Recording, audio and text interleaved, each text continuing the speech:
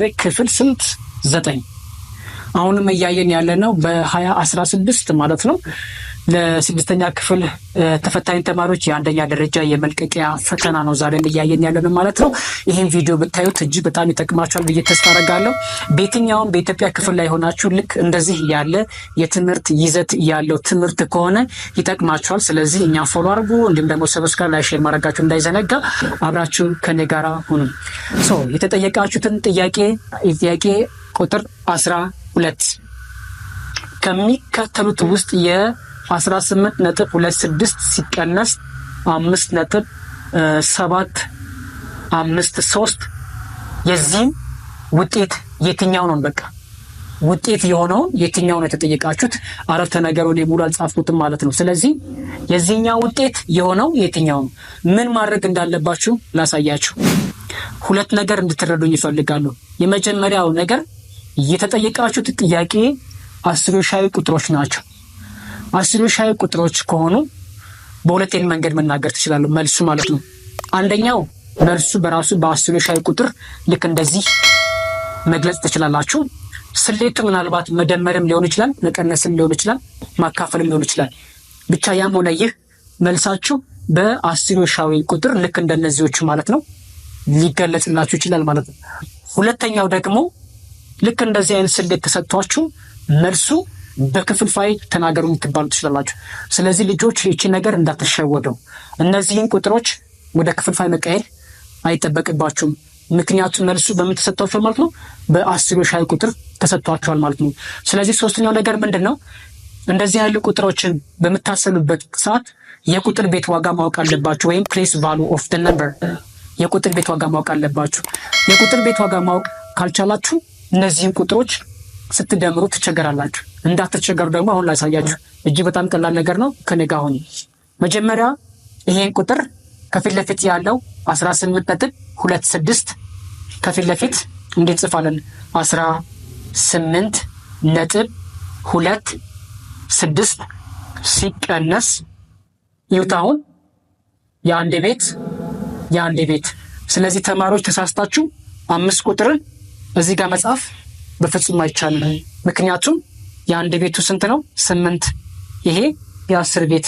ስለዚህ ይሄ እናጠፋና ብዙ ጊዜ ተማሪ ስለሚሸወዱ የአንድ ቤቱ ከአንድ ቤቱ የአስርዮሻዊ ነጥባችሁን እኩል እናስቀምጣለን።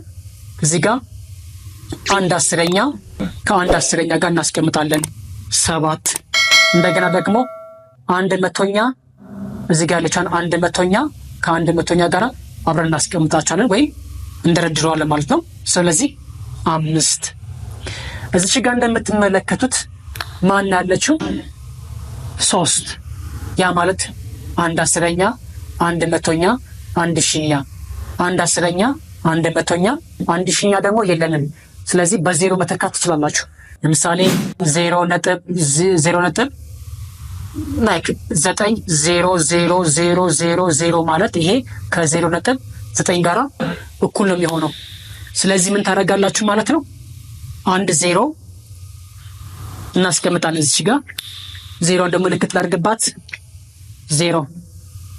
ስለዚህ እዚህ ጋር 1000ኛ ስላልነበረን ማለት ነው 3 ቁጥር አምጥተን እዚህ እናስቀምጣለን። አሁን ስሌቱ መቀነስ ስለሆነ አሁን እንቀንሳለን። ከ0 ላይ 3 መቀነስ ስለማይቻል ምን እናደርጋለን ማለት ነው?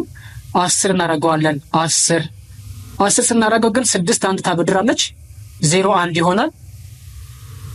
0 እንዳለ 0 ሆኖ 6 አንድ ሲያበድር 10 ሆነ ማለት ነው። ይሄ ከ0 ወደ 10 ሆነ 7። እዚህ ጋር ስንት ነበረ? 6 ነበረ። አንድ ሲያበድር 5 ሆነ። ከ5 ላይ 5 0። ይሄ አላበደረም አልተበደረም። ነገር ግን ከ2 ላይ 7 መቀነስ ስለማትችሉ አሁንም 8 ቁጥር አንድ ታበድራለች ለ2። ስለዚህ 2 የነበረውን 12 ይሆናል። ከ12 ላይ ስንት መቀነስ? 7 ስትቀንሱ ስንት? ኦኬ። እዚህ ጋር ግን ምን ታደርጋላችሁ? ነጥባችሁ መውረድ አለባችሁ ማለት ነው። 0 እዚህ ጋር ነው ነጥብ አይወርድም። ከ12 ላይ ስንት መቀነስ? 7 5 ነጥብ ይወርዳል። እዚህ ጋር ስንት ሆነ ማለት ነው? ይሄ 7 ሆነ ማለት ነው። ከ7 5 ስትቀንሱ 2። ይሄ ምንም አይሆንም 12.507 መልሱ ማን ነው ማለት ነው? ሀሌታ ነው መሆን የሚችለው ማለት ነው። ልክ እኔ አሁን ባስረዳሁበት ምሳሌ መሰረት እናንተም የተለያዩ ጥያቄዎችን መስራት ትችላላችሁ ማለት ነው። በየትኛውም በኢትዮጵያ ክፍል ላይ ሆናችሁ እንደዚህ ትምህርት ወይም እንደዚህ ይዘት ያለው ትምህርት የምትማሩ ሰዎች ይጠቅማችኋል። ከኛ ጋር ሆኖ ፎሎ፣ ላይክ እንዲሁም ደግሞ ዩቲዩብ ቻናላችን ሰብስክራይብ በማድረግ ቤተሰብ መሆን ትችላላችሁ። በቀጣይ ቪዲዮ እንገናኝ።